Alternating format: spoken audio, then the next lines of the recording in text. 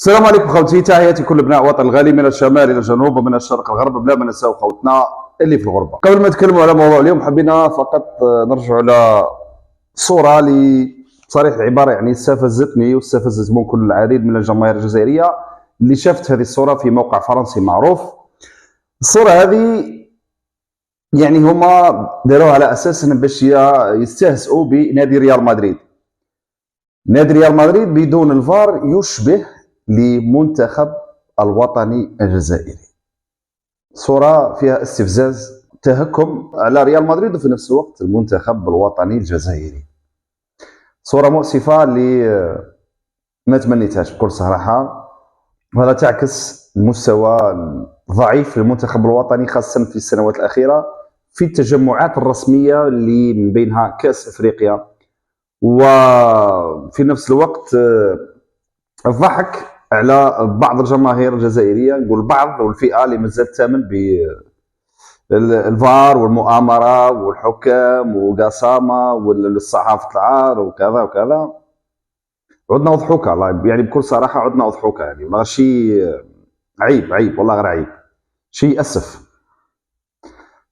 الجزائر مش كيما هكا. الجزائر كانت في مرتبه 15 عالميا. الناس اللي ما تعرفش تعاود ترجع للارشيف وتشوف الجزائر قداش كانت مكلاسيا 15 عالميا. نعم 15 عالميا. يكون الاستهزاء والتنمر بالطريقه هذه عيب. وحنا نستاهلوا على كل حال، احنا ايضا نستاهلوا بكل صراحه، نستاهلوا الفار والتحكيم قسامه ومؤامره وفيلم الهندي. مش كيما هكا احنا فشلنا ما كاش كيما الصراحه، ونبنوا قاعده صحيحه على قاعده صحيحه. وهذا ما يجرنا للحديث اليوم على موضوع مهم جدا اللي يخص مستقبل المنتخب الوطني بعد رحيل الناخب الوطني السابق جمال بلماضي. كاين اللي ما يبغيش الكلمه هذه، يقول لك لا بزاف جمال بلماضي، يا اقعد شد في الخيط اقعد شد، انا ما عندي ما ندير لك. لكن انا نهضر بواقعيه. المنتخب الوطني ما يتوقف على حتى شخص. اللي قبل بالماضي كانوا وراحوا، وجاب الماضي وزاد راح، واللي بعده راح يعقب وقت وزيد يروح، وهي هكذا تمشي، هكذا كرة القدم وسنة الحياة هكذا. واحد ما يخلد فيها. وقلتها عندي مده، قلت باللي بالماضي مش راح يخلد فيها، يجي الوقت لا يروح، يقعد عامين، يقعد 5 سنين 10 سنين، راح يجي الوقت لا يروح. هذه امر طبيعي. لكن الفئه المريضه هذيك لا قلت لا، ما لازم يخلد. ما كاش واحد ما يخلد فيها، وواحد ما راح يخلد فيها.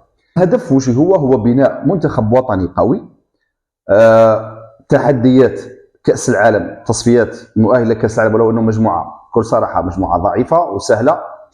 ايضا كأس افريقيا 2025 والمحاوله لعب ادوار متقدمه في كأس افريقيا 2025.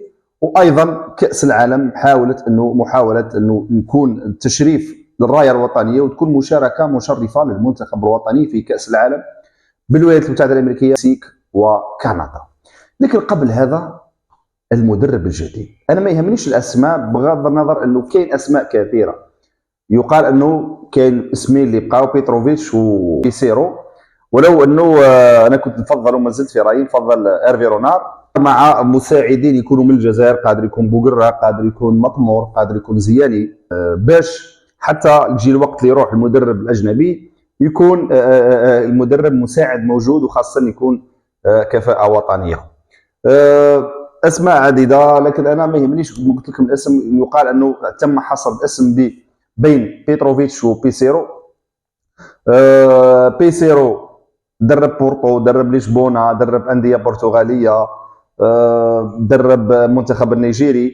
لكن انا بيسيرو شفته يلعب طريقه 5-4-1 في المقابله تاع كوت ديفوار. استغربت يعني النجوم اللي كاينه في عند نيجيريا يلعب 5-4-1 ويلعب هجومات المضاده. بيتروفيتش ما عندوش تجارب كثيره ما عدا التجربه السيئه من نادي بوردو، وايضا التجربه نتاع لازيو اللي جاب معاهم كاس ايطاليا، والمنتخب السويسري اللي طول بزاف يعني مده طويله حوالي اكثر من 6 سنوات وهو مع المنتخب السويسري. ما عندوش انجازات كبيره ايضا حتى مع المنتخب السويسري. ممكن كاس العالم، تاهل لكاس العالم، دور ثمن النهائي او دور ربع نهائي كاس اوروبا، ما كانش يعني انجازات كبيره. وما يعرفش ايضا القاره السمراء عكس بيسيرو اللي يعرف القاره السمراء. لكن بيسيرو يعني مشواره التدريبي ما عندوش القاب بزاف. ممكن الله اعلم عنده كاس البرتغال، الله اعلم مع براغا، الله اعلم. الا ما غلطش عنده كاس البرتغال مع براغا. لكن انا كنت نفضل بكل صراحه هيرفي رونار من ناحيه الشخصيه، من ناحيه عديد من الامور. ايضا كنت نفضل مدرب المنتخب المصري ريو فيتوريا اللي ولو انه اول تجربه ليه في افريقيا واول بروفا ليه في ادغال افريقيا، اول مره يشارك في كاس افريقيا في افريقيا ما يعرفهاش، وصل للدور الثمن النهائي. لكن الاداء انا عجبني، مدرب قدر يحجم المنتخب الوطني وقدر يوقف خطوره المنتخب الوطني ب10 لاعبين فقط، بينما احنا لعبنا ب 11 لاعب منذ ربع ساعه الاخيره من الشوط الاول والشوط الثاني كامل، وحنا نلعبوا ب 11 ومصر تلعب ب10، وكانت مصر اخطر من المنتخب الوطني. المنتخب المصري كان يشكل لنا خطوره، وهو اللي سجل الهدف الاول قبلنا، والهدف اللي سجلنا تعادل براسيه من سليماني في الثواني الاخيره. بين لك باللي مدرب مستوى عالي، تمنيت انه يكون هو فيتوريا. ما يهمنيش انا نقول الشق المالي ودراهم بزاف، هو ثاني اغلى مدرب بعد جمال بلماضي. جمال بلماضي هو المرتبه الاولى كاغلى مدرب في افريقيا والسابع عالميا، ويجي موراه في المنتخبات الوطنيه، ويجي موراه افريقيا ثاني هو فيتوريا. لكن انا مادام الدراهم كاينه انا نفضل مدرب كيما فيتوريا او هيرفي رونار. لكن هذه خيارات الاتحاديه، ماناش عارفين واش راح يخرج الاسم. قادر بيسيرو ولا بيتروفيتش اللي ما عندوش خبره في افريقيا قادر يمسك المنتخب الوطني وينجح، كل شيء وارد. ايضا بيسيرو قادر يحكم المنتخب الوطني وينجح، كل شيء وارد. لكن انا كنت نفضل هذا من الزوج، وجهه نظر فقط، وكل واحد واش يشوف. قادر اللي يكون بيسيرو حل مناسب للمنتخب الوطني على كل حال، ماناش عارفين. لكن في نفس الوقت مش هذا المهم، اهم انه كيف انك تكون منتخب وطني قوي بلاعبين شبان، وفي نفس الوقت في وقت قصير، وجايتك تحديات كبيره. المدرب الجديد لازم انا نشوف لازم يستقر هنا في الجزائر. علاش؟ كاينه عندنا مشكله كبيره وقليل اللي يتكلم عليها.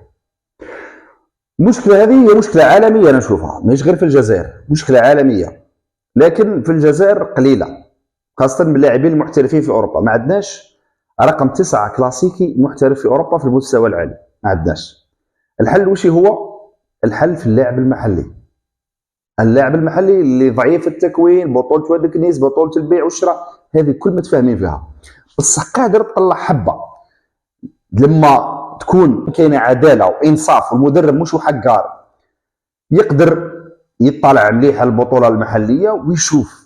فربما يطيح له واحد افون سونتر اللي عنده بنيه مورفولوجيه جيده، اللي عنده طول مليح، ويقصد ممكن بعض الامور التقنيه اللي راح يصلحها مع مرور الوقت. لو نتذكروا سليماني لما جاء المنتخب الوطني من سيربي من شباب الوزداد كان فيه ديفوات عديده وفيه اخطاء عديده، اخطاء تقنيه، لكن مع مرور الوقت بدا يصلحها وزاد احترف في اوروبا، بدا يتحسن. وهذا الفضل يرجع لمن؟ يرجع لوحيد حليلوزيتش المدرب البوسني اللي وضع ثقه كامله في اسلام سليماني لاعب البطوله الوطنيه. ايضا السوداني، هذا ما يبين انك كاين تقدر تلقى، كي تحوس تقدر تلقى. على بالنا فيها بطوله فيها الفساد، فيها البيع والشراء، التحكيم، كل شيء فاسد. اللي بصح كي تحب تخدم، انا نهضر كي يحب المدرب يخدم ويكون عنده نيه للعمل، يقدر يلقى. ما كاش حاجه مستحيل، يقدر يلقى حتى واحد زوج يجرب، يجيب 4 5 مهاجمين ويجربهم، يصلح له واحد ولا زوج، يقدر. لان هذه المشكله تاع لافون سونتر وراس الحربه كلاسيكي مشكله عالميه قليله في اوروبا، وناقصين. ما كانش بزاف المهاجمين راس حربه، ناقصين.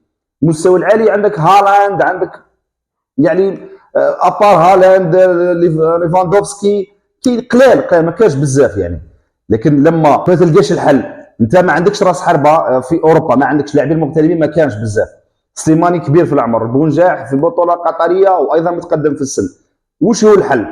الحل ترجع للبطوله المحليه. البطوله المحليه تريح في السقر في الجزائر، لازم يكون المدرب هذا يستقر في الجزائر، وهذه بنسبه كبيره راح رئيس الاتحاديه يشترط عليه في العقد الاستقرار في الجزائر. راح يستقر في الجزائر، راح يتابع البطوله، راح يسافر يشوف الملاعب، فربما يلقى 2 ولا 3 مهاجمين ويخير منهم 1 ولا 2 مهاجم راس حربه كلاسيكي. اللي لازمنا راس حربه بكل صراحه، لازمنا مهاجم راس حربه، لازم ما فيهاش تفلسيف ولا الله غالب، لازمك تدبر. اوروبا ما بقاش فيها بزاف، واش لازمك ترجع للبطوله تاعك. اذا هذا حل من الحلول، وان شاء الله نتمنى المنتخب الوطني يستعيد العافيه تاعو بسرعه. في الاخير متقاربه مع زمن الفيديوهات. السلام عليكم ورحمه الله تعالى وبركاته.